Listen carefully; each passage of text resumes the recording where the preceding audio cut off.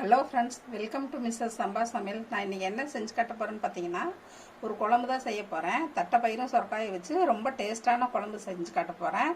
இது பார்த்திங்கன்னா சாப்பாடு, இட்லி, சப்பாத்தி, தோசை எல்லாத்துக்குமே சாப்பிட்டுக்கலாம். ரொம்ப நல்லாயிருக்கும். இது எப்படி செய்யலான்னு பார்க்கலாம். வீடியோக்குள்ளே போகலாம் வாங்க. நம்ம இன்றைக்கி செய்ய போகிற ரெசிபி என்னென்னு பார்த்தாக்கா, தட்டைப்பயிரும் சொரக்காயும் வச்சு குழம்பு செய்ய போகிறோம். இது ரொம்ப டேஸ்ட்டாக இருக்கும். சப்பாத்தி, தோசை, சாப்பாடு எல்லாத்துக்குமே தொட்டு சாப்பிட்டா நல்லாயிருக்கும். இந்த குழம்பு எப்படி செய்யலான்னு பார்க்கலாம். வீடியோக்குள்ளே போகலாம் வாங்க. ஃபஸ்ட்டு தட்டைப்பயிர் 150 கிராம் எடுத்திருக்கேன். அது வெறும் வடை சட்டியில் வறுத்து எடுத்துக்கலாம். அப்போ தான் குழம்பு நல்லா வாசமாக இருக்கும். தட்டைப்பயிர் வறுத்துடலாம். தட்டைப்பயிர் ரொம்ப செவக்க வறுக்க வேண்டாம், லைட்டாக செவந்தா போதும், வாசம் வரும். அப்போ ஆஃப் பண்ணிடலாம் அடுப்பை. தட்டைப்பயிர் வாசம் வந்துருச்சு, வறுத்தாச்சு. இப்போ நம்ம குக்கரில் போட்டு ஒரு 3 விசில் விட்டுடலாம். தட்டைப்பயிர் போட்டு ஒரு 1.5 சொம்பு தண்ணி ஊற்றிடலாம். ஒரு 1/4 ஸ்பூன் மஞ்சத்தூள் போட்டுடலாம். இந்த தக்காளி பார்த்தீங்கன்னா ரசத்துக்கு தான் எடுத்தேன், அது கையில் கரைக்க முடியல. இப்போ தட்டைப்பயிரோடு போட்டோம்னா அது நல்லா வெந்துக்கும். அப்புறமேல எடுத்துக்கலாம். அதையும் 2 போட்டுறேன். போட்டு குக்கர் மூடி 3 விசில் விட்டு எடுத்துக்கலாம். தட்டைப்பயிர் வெந்துட்டுருக்கு அடுப்பில். அதுக்குள்ளே காய் நறுக்கலாம். சொரக்காயை, சொரக்காய் தோல் சீவிடலாம். நல்லா பிஞ்சு சொரக்காயை தான் வாங்கியிருக்கேன். இந்த குழம்பு பார்த்திங்கன்னா கத்திரிக்காய் போட்டு வைக்கலாம். இருந்தாலும் சொரக்காய் போட்டு வச்சா ரொம்ப டேஸ்ட்டாக இருக்கும். அதனால் இன்றைக்கி சொரக்காய் கிடச்சதுன்னு வாங்கியிருக்கேன். தோல் சீவியாச்சு. இப்போ காய் சின்ன சின்னதாக நறுக்கலாம்.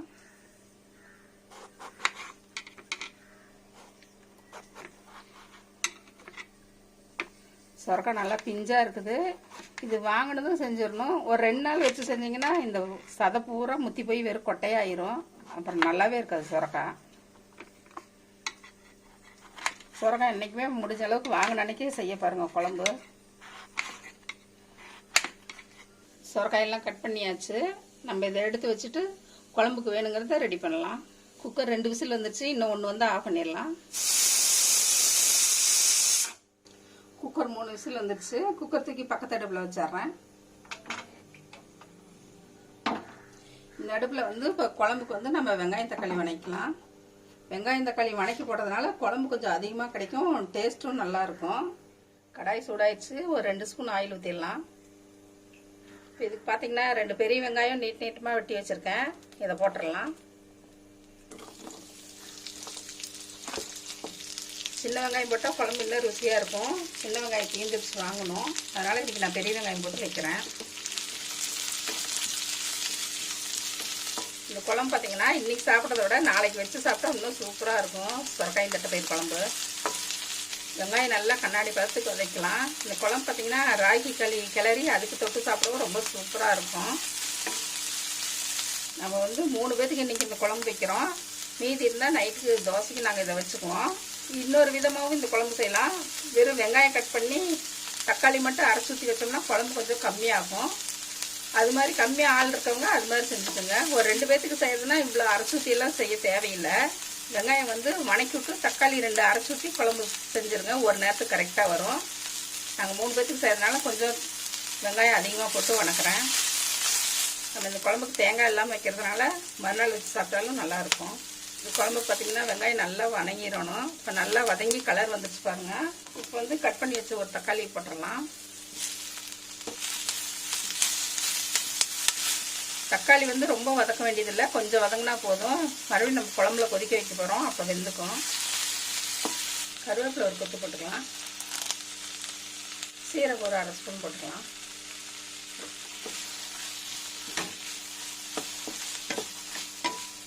அடுப்பு ஆஃப் பண்ணிடலாம். இந்த வெங்காயம் தக்காளி நல்லா ஆற வச்சு எடுத்துட்டு வந்துடுறேன்.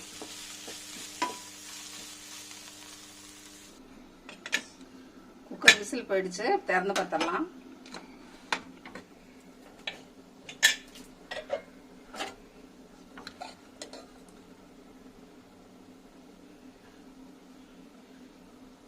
தட்டைப்பயிர் வெந்துருச்சு.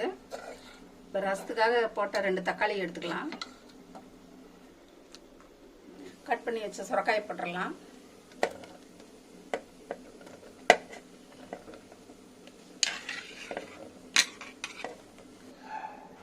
சாம்பார் தூள் ஒரு ஸ்பூன் போட்டுக்கலாம். மல்லித்தூள் ஒரு ஸ்பூன் போட்டுக்கலாம். புளி நெல்லிக்காய் அளவு கரைச்சி வச்சுருந்தேன், அதை ஊற்றிக்கலாம். நம்ம வதக்கி வச்ச வெங்காயம் தக்காளி அரைச்சி அதை குழம்புல ஊற்றிடலாம்.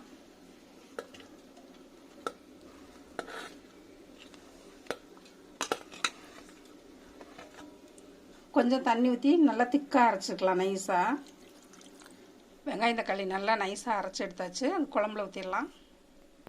நம்ம நைஸாக அரைச்சி எடுத்த பேஸ்ட் ஊற்றிடலாம். மிக்ஸி கழுவி கொஞ்சம் ஊற்றிக்கலாம்.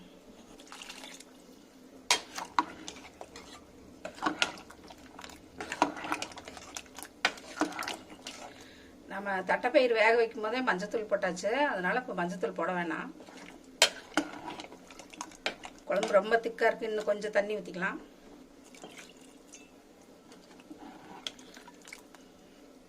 உப்பு தேவையான அளவு போட்டுக்கலாம்.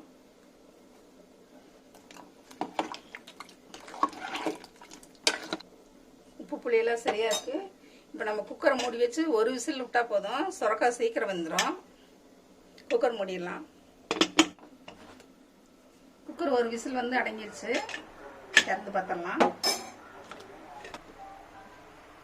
குழம்பு சூப்பராக இருக்குது, பார்க்கும்போதே சாப்பிட்லான் இருக்கு பாருங்க. இந்த குழம்பு நல்லாயிருக்கும். தட்டைப்பயிறு சுரக்காய் குழம்பு நாங்கள் அடிக்கடி செஞ்சுக்குவோம். நீங்களும் இது உங்கள் வீட்டில் செஞ்சு சாப்பிட்டு பாருங்கள். இப்போ நம்ம வந்து இந்த குழம்பு வந்து தாளிச்சிடலாம்.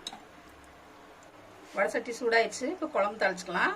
ஒரு 2 ஸ்பூன் எண்ணெய் ஊற்றி தாளிக்கலாம். எண்ணெய் சூடாயிடுச்சு, கடுகு ஒரு ஸ்பூன் போட்டுக்கலாம். கடுகு பொரிஞ்சிருச்சு. இப்போ பெருங்காயம் கொஞ்சம் போட்டுக்கலாம். இந்த குழம்புக்கு பெருங்காயம் போட்டால் ரொம்ப நல்லாயிருக்கும் வாசம். கூடவே பச்சை கருவேப்பிலை போட்டுக்கலாம்.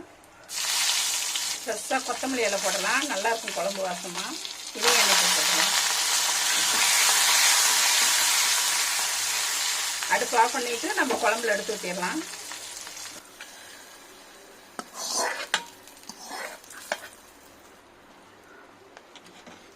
கிளறி விட்டுடலாம்.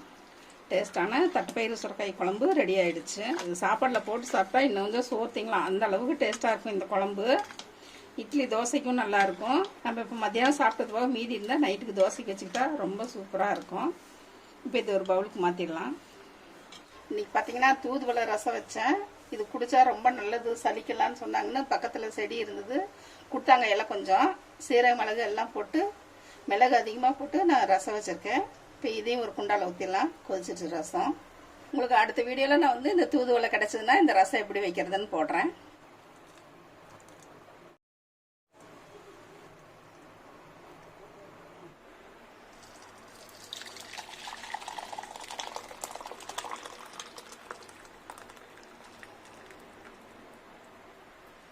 இந்த ரெசிபி பிடிச்சதுன்னா மிஸ்டர் சம்பா சமையலுக்கு சப்ஸ்கிரைப் பண்ணுங்கள். மறக்காமல் பெல் பட்டனை கிளிக் பண்ணுங்கள். தேங்க்யூ.